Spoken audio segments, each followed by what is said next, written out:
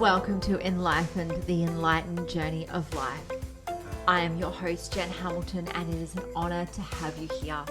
I am a conscious life coach and women's empowerment mentor, and I activate a potent level of self and soul inquiry with my clients, which initiates deep and lasting transformation in all areas of their lives. I am here for the full human experience, authentically and audaciously sharing my magic with the world. On this podcast, we're all about mastering life on the way to enlightenment. And as we are here having a human experience, we might as well embrace it all. We play in the space of what is real and tangible, just as much as we play in the space of esoteric and metaphysical. You'll be ignited by deep conversation, whether through my own personal musings, interviews with incredible thought leaders around the world, and everyday divine humans sharing their soulful stories. Thank you for being on this journey. Let's dive in.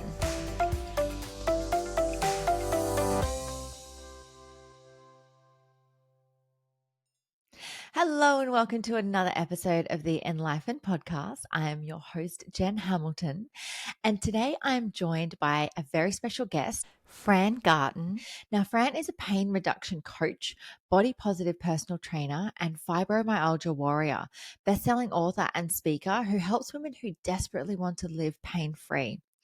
She teaches clients to identify triggers, reduce stress, and set boundaries with easy to implement mindset, movement, and nutrition strategies.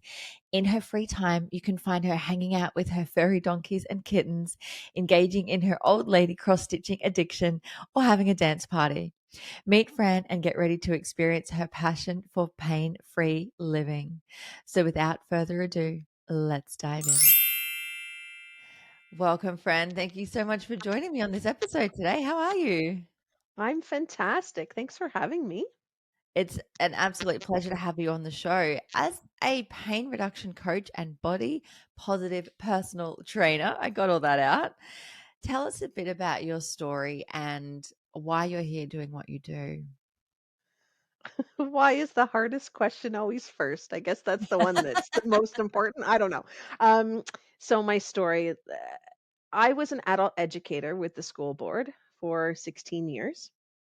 And during that time, I was working under stressful conditions. So as an educator, healthcare is another field. The powers that be make all the decisions, and then all the people on the front lines have to execute, whether it's realistic or not. And so that causes a lot of stress and being unable to manage stress well, I took that on.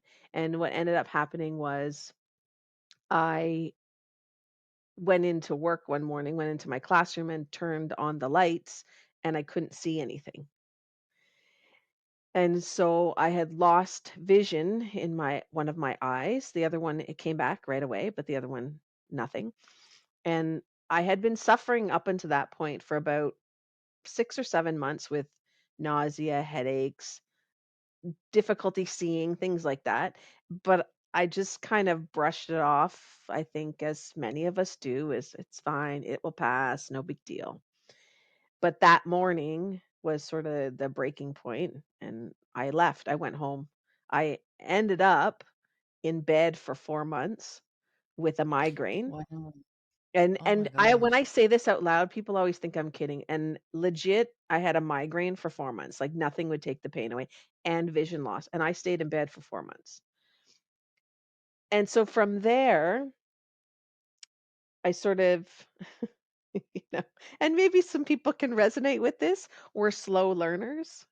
I like to think I'm educated and smart and all of that, but sometimes we're slow learners, and in this instance, I was. So instead of changing everything, I changed a few things. And I, you know, didn't take a lot of work home and tried to, reduce my stress and worked on stress strategies and things like that. And then eventually I left and went to part-time teaching. At the same time, about a year after this event, and I'd only been back to work for about 6 months, I had massive pain in my body. So like bolts of electricity shooting through my arms, feet, hands, legs to the point where I couldn't sleep. like I would pass out from exhaustion and then I'd be jolted awake from this, like it felt like electricity. And what ended up happening was I got a diagnosis of fibromyalgia. And so then that was another sort of hurdle to deal with. And so then I started pulling away a little bit more from teaching. And then and I started personal training. And the reason I did that, not because I wanted it as a business at all. I was playing roller derby and I was the trainer on my team. I was the head trainer. And I kind of thought, I should learn. Like I knew stuff and I had worked out. And my dad was a professional bodybuilder. So I learned a lot from him. But I thought I should get some formal education about this so I can guide the girls and my team. And so I became a certified personal trainer. And then people just started saying, "Can you train me? Can you train me?" And so then I had all these clients. But my goal was never to leave teaching. My goal was always to stay as an adult educator and then just do this coaching training on the side. And then what happened was I thought, this is kind of a business and I should sort of think about it that way. So I started working with a business coach and I had a mentor and my mentor had said to me, like, you need to replace this income. Like, what's it take to replace? How many clients do you need to replace your teaching income? And I'm like, he goes, no, no, go write it down, figure out the number and let me know. And I was like, two. He goes, all right, let's get two more clients. And then in August of 2019, I quit my teaching job and now I do personal training. I teach fitness classes and I am a pain reduction coach, and I do that full time now. So I did leave training, or I did leave teaching. It's just, I guess, teaching in a different capacity as a trainer. But that's Yeah. kind of the overall story. So really, the vision loss and the stress really has led me to do a lot of the coaching that I do now and a lot of the workshops I do, focusing on stress management and setting boundaries and dealing with pain because pain is a big topic Mm. that I think is very um, not misunderstood, but I think in the and I don't know where you are, like the view where you are, Jen, but here, if you go to the medical doctors, they view everything from a medical mindset, which is their training. And so for me, I deal with things from as someone who has fibromyalgia, like how can I manage my pain? Like I live pain free. And Mm. it's it is possible and I teach people to do that, but I look at it from movement and from energy and from a nutrition mindset point of view. And then if you go to somebody else, they'll have their own perspective as well. So it's interesting how multifaceted pain is and how big it is as a topic. Yes, it is a huge topic, and there's so many different aspects of it because, as you said, like you go to a doctor and they'll treat you with pharmaceuticals for it. They'll treat the symptoms essentially. They work Mhm. directly off symptoms, whereas Yeah. even as a hypnotherapist and a life coach, I have worked with clients that have come to me with fibromyalgia. Now, I'm not saying I'm a medical professional that treats anybody specifically. However, they have had incredible results within themselves by doing their inner work and getting in touch with their own emotions and their feelings and getting their stress under control. Exactly what you said. And it's Yeah. so interesting, isn't it? Because, we have to understand that our mind is connected to every single cell in our body. So what is going on underneath the surface is going to present in the body. Absolutely. Yeah, and I think, you know, and I'm currently in a sling because my arthritis in my shoulder has flared up and it's caused my fibro to flare. So the past week has been a little bit intense for me. However, even connecting to what you said about the mind, last night I've been sleeping on the couch. Thankfully, we have a reclining couch, so I can recline a little bit. I'm not totally upright, but I I moved my arm and it kind of flipped backwards towards the couch, like from my elbow towards my lower arm. And that is not a movement that I can do right now uh, with the pain that I have in the shoulder. And when I did, I was like, oh, fuck. Like I screamed. And then I was like, wait a minute. I'm good. Like, it's okay. Like, it's a moment of pain. It's Mm. okay. So I remember, and this happened last night, and I remember sitting on the couch and I closed my eyes. I was like, okay, you're gonna be okay. Like everything's fine. It's a moment of pain. It doesn't mean that the pain's gonna last the whole night because as soon as it happened, of course, I swore, cats ran, they're like, "What's happening? What's going on?" And then I was like, "Wait a minute, I don't have to live in this moment for the rest of the evening and the rest of my sleep time. I can just let the pain go, breathe through it, and eventually it will dissipate." Like, okay, I have CBD cream, I put some of that on. Yes, I went and took a Tylenol, absolutely, and then I sat down, did some breathing. And so I think that, like you said, there are so many aspects of it and there are so many pieces to it that yes, the traditional medical system, like when I went to Emerge this weekend, yeah, it was like take Percocet and you'll be fine. I'm like, well, okay, maybe it's physical. Yes, okay, I get it. That's a physical thing, structural. Yes, I have arthritis. But there are other pieces of it, right? And there are other things happening in life that may be connected to this pain that's here. And just last night about when the pain happened and I was like, it's okay. I'll be fine. And it did. The pain went away. Yeah, of course. I took Tylenol. Sure. Why not? Like there are so many things that can help and I think sometimes we need to open our minds to what the possibilities are. And Absolutely. last week I was talking to my osteopath and I said to her, I don't know, like, do I need to like cut heads off chickens and run around and dance in the rain naked? Like, I don't wait, roll in the snow. I don't know what you want me like, what can I do? Because when you're in pain, right? Like, and that's how I think sometimes we need to view it is that when you're in pain, right? Whatever the source is, that's a different podcast, all the sources of it, but, like, whatever the source is, there are many different options, and sometimes I find and you probably maybe encounter this with some of your clients as well, "Well, I'm not gonna do that." Okay, but why don't you try? Like, why don't we try eliminating a food that's inflammatory? Why don't we try saying, "No, I'm not gonna do that thing because I don't have time." And I just don't want to, right? I'm not going to say yes because you want me to. Why don't you try that? See what happens. And I think sometimes we need to open our minds to what are the possibilities. And if, yeah, not that I have anything against chickens, but if you want me to cut a head off a chicken, if that means my pain will end, sometimes when you're in that much pain, yeah, I'll do whatever you ask me to do, right? And I think Yeah, you'll do whatever sometimes we it have takes. these yeah, and you have we I think we get into these patterns of, well, this is what I do. Okay, great. That's what you do to solve the problem. Is it solving your problem? Well, kinda. Okay, so maybe you need to add something to that toolbox. Does that make sense? Absolutely. I'm a huge fan of metaphysical anatomy, and I actually have a textbook on metaphysical anatomy. And basically, it says, for every single different part of the body, the different side, whether it's the left or the right, the feminine or the masculine, each ailment that we have, each dis-ease that can, present in the body is related to an emotion or a stored trauma, an experience as a child. It could even be from past life. I'm about to start studying past life regression therapy, and I'm so excited to dive into it because I know Mhm.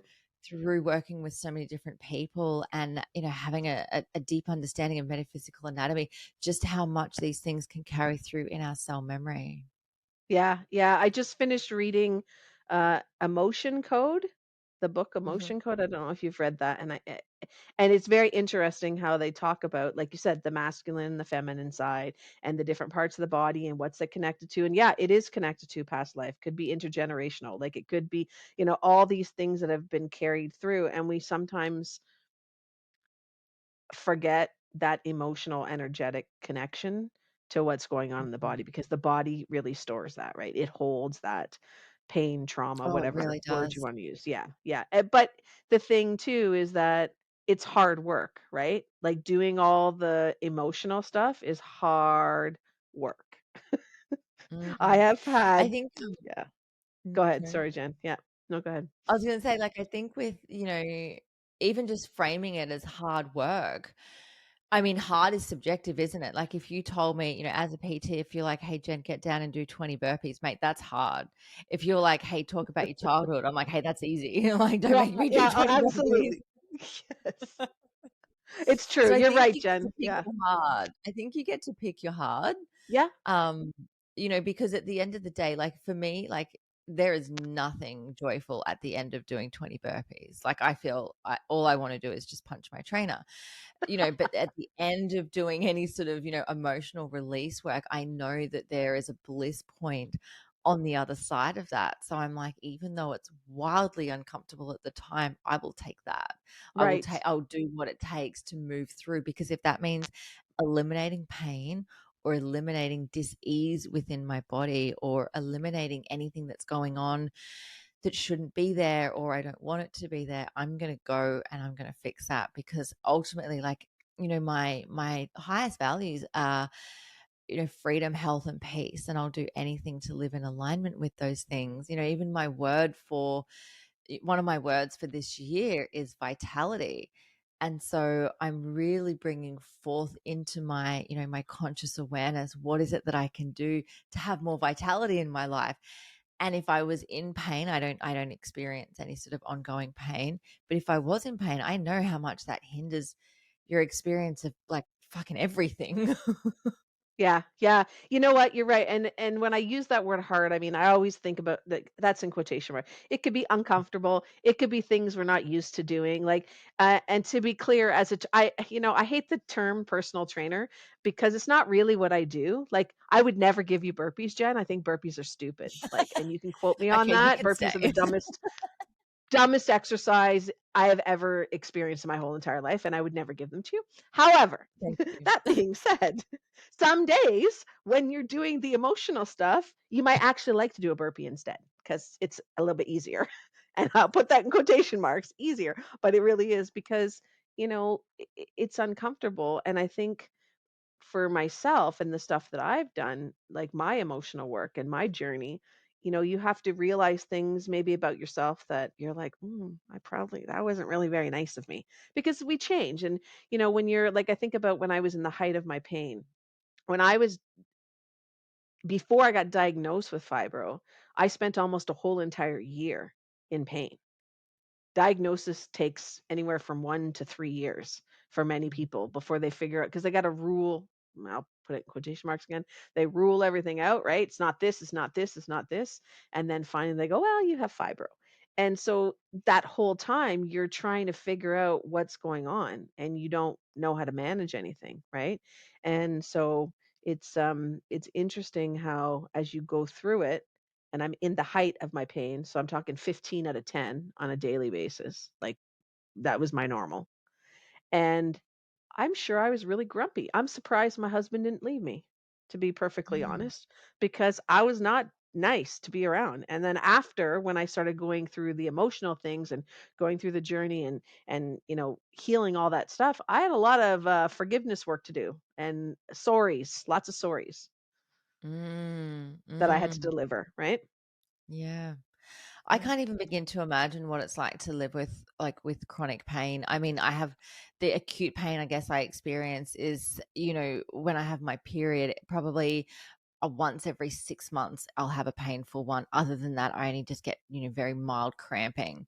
And so when I am in pain, oh my God, it's the end of the world because, I can't function. It's, clear my schedule. Someone pass me a hot pack, like I'm going back to bed, for the day.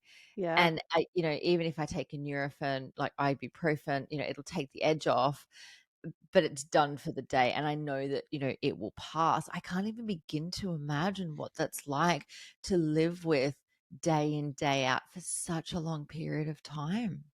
So I like to talk about this because I think it's really important. And if you don't have chronic pain, you're lucky. Great, congratulations. Um, but if you have chronic pain or you know people that do, this is what it's like. First of all, it's extremely exhausting. You are exhausted. The moment that you open your eyes in the morning, you're already tired, and I mean tired, like bone tired, and you still have your whole entire day. But there's, many people that have, there's a woman, Christine Miserandino, and she created a term called spoonie theory. And what that is that people that live with chronic pain and people who don't have chronic pain, we all have a certain number of spoons in our day, and each spoon is 1 unit of energy. And so for every task you do, it will take a spoon, sometimes 2 spoons. So, for someone who has chronic pain, getting up in the morning, and I just mean like getting themselves out of bed, could act like, let's say you have 10 spoons for your day. That's 1 spoon to get themselves out of bed. Then to have a shower could be 2 more spoons, depending on what their pain level is. Then they gotta make breakfast, that's another spoon. Then they gotta get to work. Okay, so now I've got 5 spoons that I've used already. I've just reached my workplace. I still have my whole entire day ahead of me, and I've already used half my spoons. Mm. So now, like, as a person that has chronic pain, we really need to make a decision of how we're going to allocate our spoons and how we're going to use them. And people that don't have chronic pain don't really get it because for you, let's say, Jen, you're like, okay, I'm tired. It's been a long day. I got up really early. I'm going to have a nap for half an hour. You go lie down and then you feel good. You're like, oh, okay, I'm good. I can get on. I can do another 4 or 5 hours of work. For someone that has chronic pain, just taking a half-hour nap, taking a 2 hour nap even, is not going to regenerate them. That's just a little bit of a break in the day of doing things that still cause them pain. Mm. And so you really need to think about, how many you have 10 spoons in your day and every action takes a spoon. Mhm. And it's a very hard thing to wrap your mind around. And I did a presentation on this last year and one of the questions I got was, okay, but like getting dressed and getting ready for your day, having breakfast, getting to work, all of that's 1 spoon. I'm like, for you, it's 1 spoon. For me, dress, shower, breakfast, drive, 4 spoons. They're like, Mm. really? I thought, yeah, that's really how it is. And for things that are really little, which we and I put that in quotation marks because, again, it's all relative, but, like, living in a two-story house, going from the basement to the main floor to the 2nd floor, that's, like, 30 stairs. And you go, "Yeah, 30 stairs." Yeah, but for someone who has chronic pain, they may have to have a break and pause on the 1st level before they can actually finish the other 15 stairs. And it's not because they're not in shape and they're not that's not what it is. It's about the fact that the pain is so high that they have to stop because if they don't, the flare when they get to the top of the stairs is gonna be more intense than if they didn't stop. Mm. So it's always a matter of relative and comparison and how that goes. And people that have chronic pain don't sleep well. They aren't rested, so you're always exhausted. Mm. Yeah. I actually had a group chat with some girlfriends once and we used the spoon theory more of like an emotional thing, like how many spoons we've got. And I remember just I had a breakdown one time, like I've dropped all my spoons. They're all Yeah. over the floor. I've got Yeah. nothing left. Yeah, exactly. And there are some days too that you're like, "Spoons? No, they didn't know. Nobody washed them last night. The drawer is Yeah. empty." Like, "The Yeah. drawer is empty today. There are no spoons for I've me, got no so spoons nothing for is you. happening." Right? Yep. And it is really interesting when you my husband is an amazing man and he's so understanding, but there are some days that when I was in the height of it, he's like, I understand how you feel with the pain and how tired you are. I'm like, you can't understand. And sometimes I just want to punch him in the face, like honestly. And he knows I've said that, like, because you just don't understand. Like you Yeah. try and bless his heart, like he really does try. And he's so compassionate and so helpful. I mean, I'd be lost without him, honestly. But Mhm. when people that are dealing with something that you can't identify with and have no personal experience with, that statement, and maybe it's just a thing for me, but I know other people that have chronic pain that agree.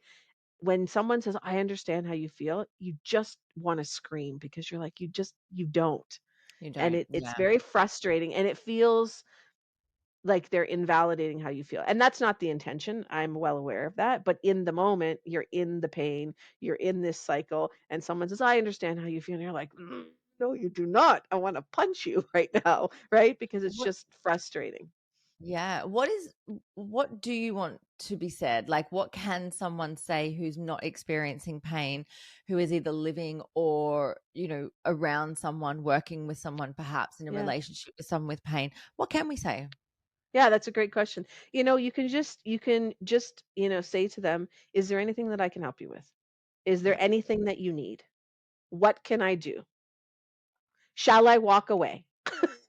Do you want me to stop talking? Like those kinds of things. And it sounds very odd, but when it comes to fibromyalgia, and I know there are other conditions, but I'm going to speak on that because it's what I have. But our sensory receptors are extremely heightened. So, for example, this happened last week when I hurt myself. My husband was sitting beside me and he was eating. And okay, I talk about my husband a lot. He's a really good person and he doesn't do like he really is. But he was eating, and he's not a loud eater. You can't hear him. He doesn't smack his lips or anything. Like he's very polite and all the manners, right? And I looked at him and I said, "Are you done eating soon?" And he's like, he looks at me. He goes, "What?" I go, "You're the chewing is too loud. I ca- I cannot handle the chewing right now." And it wasn't loud. It's just that I was in a pain flare. I'm in this pain cycle, and everything is heightened now. So for people that have these extra receptive, like sensory issues, loud chewing, and I put quotation marks around that. It wasn't loud chewing. It was for me in the moment. It was. Mm. So that's the other thing too, is that when I said that, "Do you want me to stop talking?" Yeah, because maybe in the moment, that is just loud noise. Mhm. It's not you talking and trying to help me and comfort me. It's just "Wah, wah," like Charlie Brown's teacher, remember that Yeah. cartoon? And the "Wah, wah, wah, wah, wah, wah." It's all it sounds like to me, but really, really loud and is not pleasant when you're in I a feel cycle, you on right? that.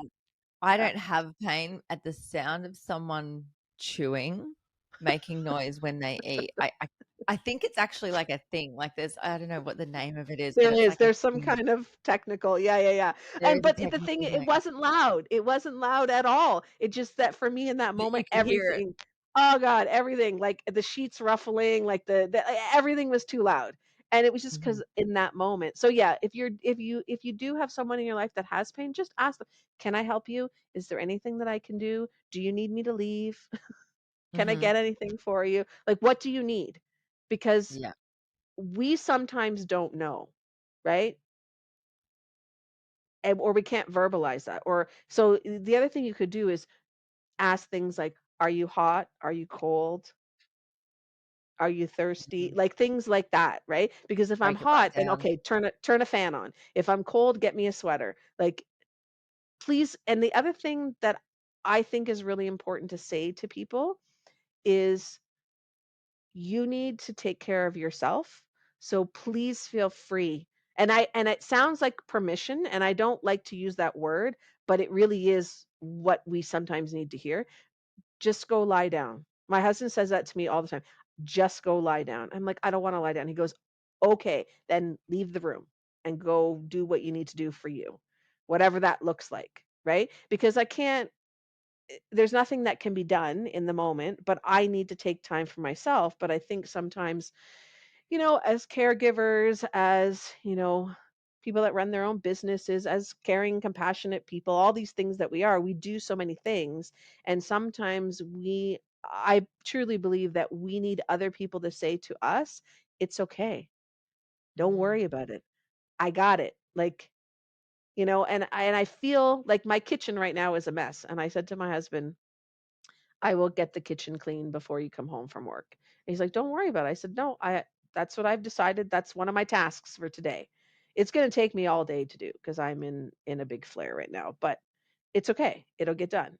And if it doesn't, it's also okay." And that's what he said to me. He goes, "Okay, but if it doesn't get done, I can do it later."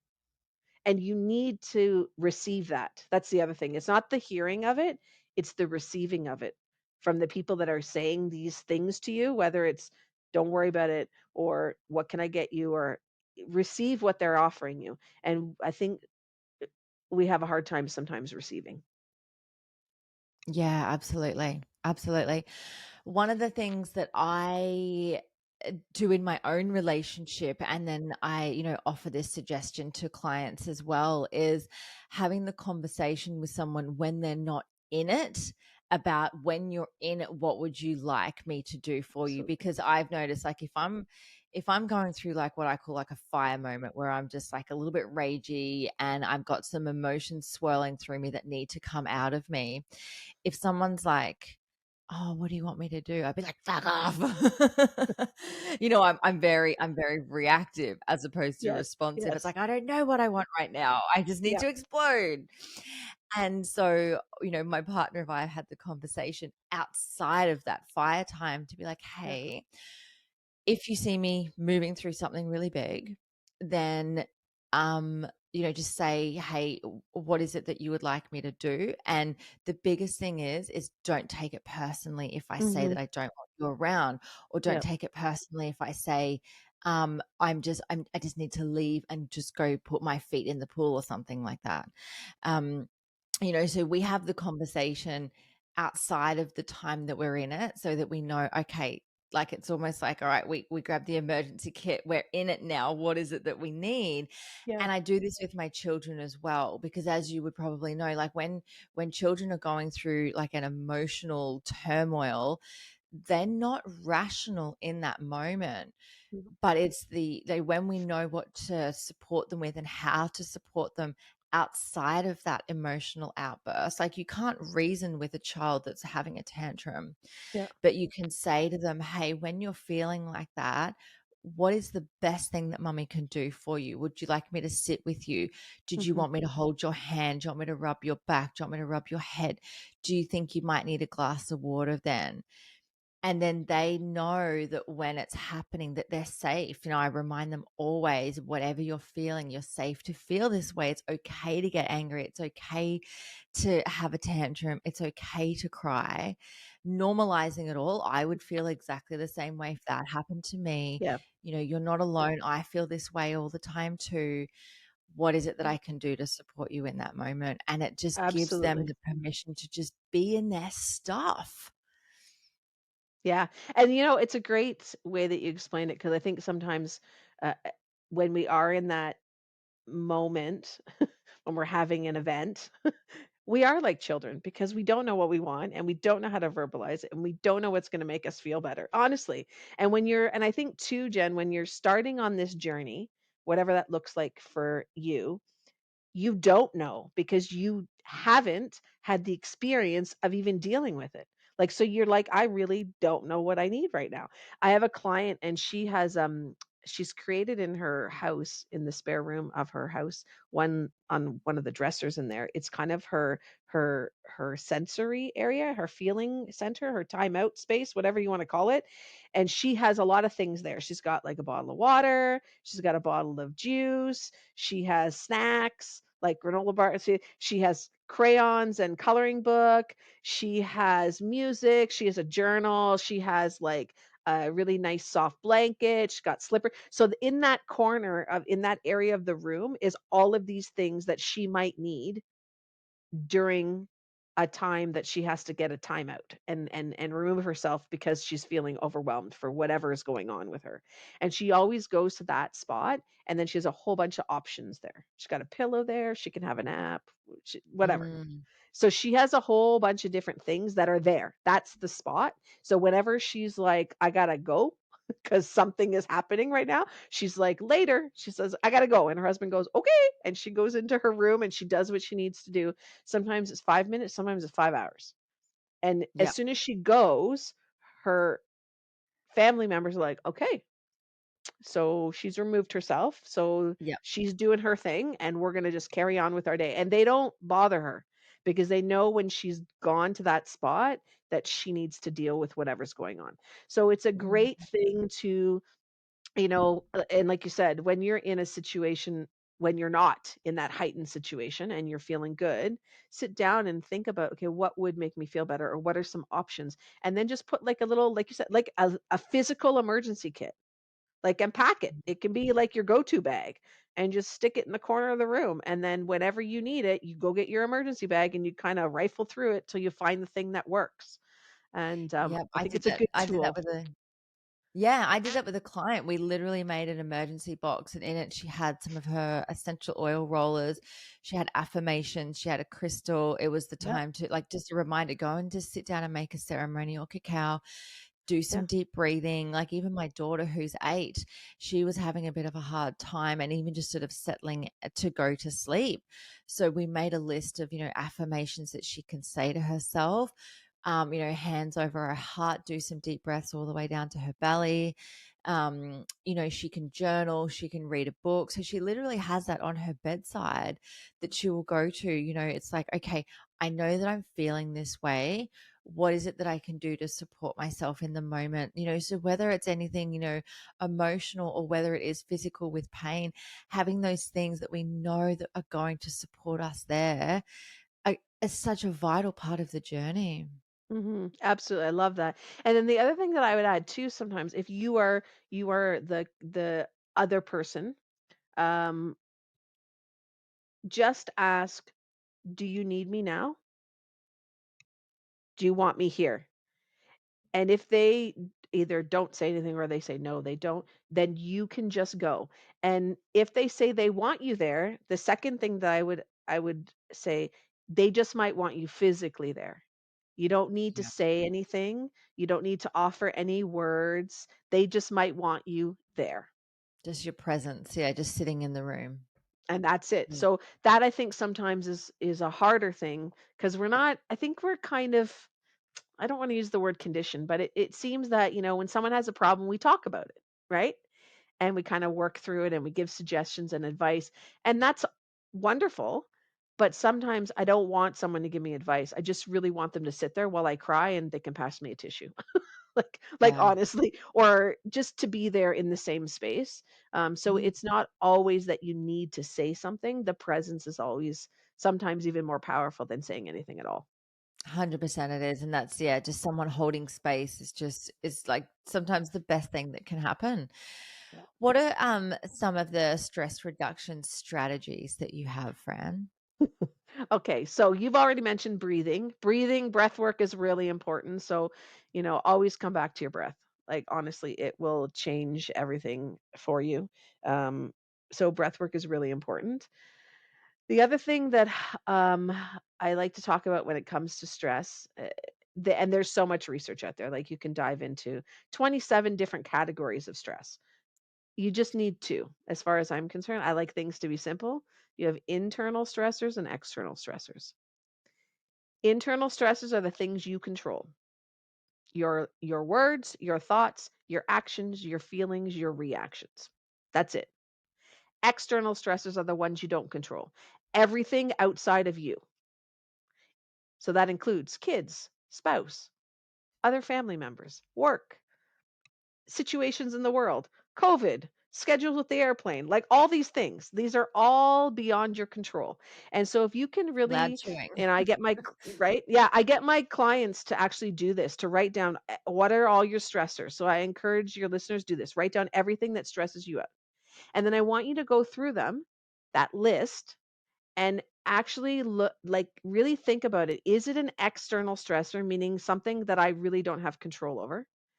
Or is it an internal stressor? And the problem that people run into is that they think their children, their spouse, other people, and other people's reactions and thoughts are actually internal stressors. And they're not, because we don't control anybody else. We only control ourselves. So go through that list. If it's an internal, put an I beside it. If it's an external stressor, put an E beside it. Their next step after that, you're going to cross off all the external stressors. And I do this exercise with my clients all the time. Every workshop that I do it, and I make people do it in real time. And I have had people say to me in the workshop, "Oh my gosh." And I said, "Well, would you like to share?" "Yeah, when we did this, I had 20 things on my list." I was like, "Oh, okay." Then I did part 2, the I and the E, the internal, external. I have 2 items left. "Yeah, yeah, you got 2 items left." Right. Because everything else is external. So if you have no control over it, I don't know why you're worrying about it. Right? Like, and COVID is a good example, is a perfect example of this. I did not feel stressed about COVID then or now at all because it is an external stressor. Any government rules, I have no control over those. School shutting down, yeah, sucks. It's terrible. Yes, it's a huge schedule fuck up, right? But I have no control over whether the schools close or not. So for me to stress about my kids aren't going back to school, they are. I it has nothing to do with me. I don't make the rules. So me putting energy into that external stressor is ridiculous. Does that make sense? Yeah, it's a dead end, isn't it? It's a It waste of is. energy, it's a waste But of spoons. lots of people focus, and when you actually write down your stressors, a lot of people are focusing their energy on external stressors that they have no control over. So that is another strategy that I like. Another one that I use is called the 3 Ds. And this is about really looking at your tasks or your day. So you have your list of all the things you need to do. Let's say today, you're going to use the 3D method: decide, delegate, or delete. So if you decide, you're going to do it. You delegate it, you're going to ask somebody else to do it. Or three, you're going to delete it. So the delete things are those recurring things that are kind of in the back of your mind, that, I should really get new curtains, or I should really vacuum the house. Okay, but I don't need to do it today. It could be something that I give to someone else. I could delegate that, or it could be something that's later on, right? It's not a today task. So when you look at your tasks from a decide to do them, delegate to others, or delete them from your list, it really changes the way you view your day, because you're going to pick to do the things that are really important and necessary. The other things you can delegate, and of those, whatever's left, just delete it. It If it's important, it will come back. So that's a really good strategy that I use. And then another one I like is, I have two more. One, I have a list called "It Would Be Nice." So these are the big projects that, I don't know about you, Jen, but like to stay in my head, the back of my brain, and they take up some space. So in my studio at home, I have curtains in my studio, and I hung the curtains, but they're too long. And for the longest time, they were pinned, but they weren't hemmed. And for the longest time, I would do my like weekly list, and hem curtains in the studio was always on my weekly list. And finally I was like, "Why? What?" So I've created an "it would be nice" list. So my curtains got moved to the "it would be nice" list. And so now I have this list of things that it would be nice if they got done: cleaning out my garage, donating some clothes, like all of these things that you use to procrastinate the other things that you need to do, Mhm. right? So I have this "it would be nice" list. So when those little nuggets show up, and I'm like, "Oh, no, no. It's not a delegate, it's not a decide. It's going to go on that list for later." And then I have a place to park it, and I don't have to worry about it. And then the last strategy that I use, and my clients use, is a stress appointment. So you pick a time and a day of the week. I like to do like 30 minutes is a good time frame. So Fridays at 3 o'clock. Friday at 3 o'clock is my stress appointment. So I write down as I go through the week all the things that are stressing me out, and I just write them on a piece of paper. Friday at 3 o'clock, I get out my stress list, and this is the time that you are allowed to feel stressed.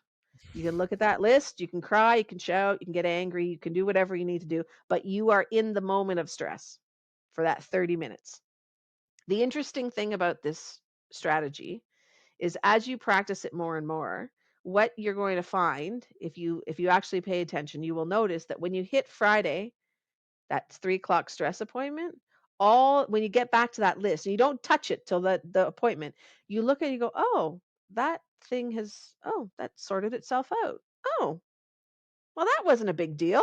Why'd I put that on the list?" So you find that when you actually get to the stress time, there might be one or two things that might be big things that are left there, but the other things, either they've sorted themselves out, or now that you've removed yourself from the emotion of that and the feeling of it, and you're coming back to it, you're like, "Huh, that wasn't really such a big deal after all." Right? So Mhm. your list of stressful things actually changes over time and as you go through Mm. your week. So it's a great way to sort of recognize what are the things that you're stressing about. Are they things that are going to rectify themselves? And then that brings you back to the 3 Ds, and to the internal, external, and that really you start to notice how things are and how things are going to work out. And then when it comes to getting stressed about things, you kind of go, oh, that's not really that stress. It changes your perspective. You don't feel that those are Mm. stressful moments anymore, right? Because you're like, oh, well, last time this happened and I had my appointment on Friday for my stress time, it was already sorted out. So I don't even have to put that on Mm. a list. So it really does shift how you look at things. So that's another strategy that I like to use. I love it. And what advice would you give to someone who has been diagnosed with any sort of chronic condition and is experiencing pain? You're asking all the big questions, Jen. I really appreciate that. So when it comes to pain, so this is such a huge topic, but if you're dealing with pain, you need to have a team. That's my feeling. You need to have a team.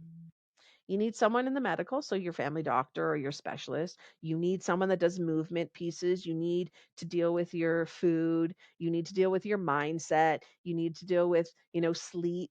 You need to deal with all of these pieces. And so for me, what I start with my clients when we do pain coaching, the number one thing, which is the easiest thing, again, I'll put that in quotation marks, but it's the thing that you have the most control over, is what are you eating? Look at your food, because some foods cause inflammation in the body. And if you're consuming inflammatory foods, then your body's going to be inflamed and you're going to get pain. So if you have a pain condition of any kind, so if you're dealing with arthritis or fiber or anything like that, you need to deal with the pain and you got to get the inflammation. That's what it is. It's not the pain, it's the inflammation that is caused, right? So look at your foods. There are 5 inflammatory foods: gluten, dairy, corn, sugar, soy. Those are the biggies. So my first thing I would say to people, get rid of sugar. Sugar is a big problem. Does that mean you're going to have sugar out of your life forever? Maybe not. Maybe you'll be able to have it in small amounts. I don't know. But we need to get the inflammation under control so that we can reduce the pain. So if you can eliminate sugar and focus on that from a food perspective, that will help bring your inflammation down. That's probably the biggest thing that I would say. Then I would say we need to move. Moving is really important. It's really hard when you're dealing with pain because you don't want to move because it hurts. But I want your listeners to think about this. Your body is made up of pieces that should move.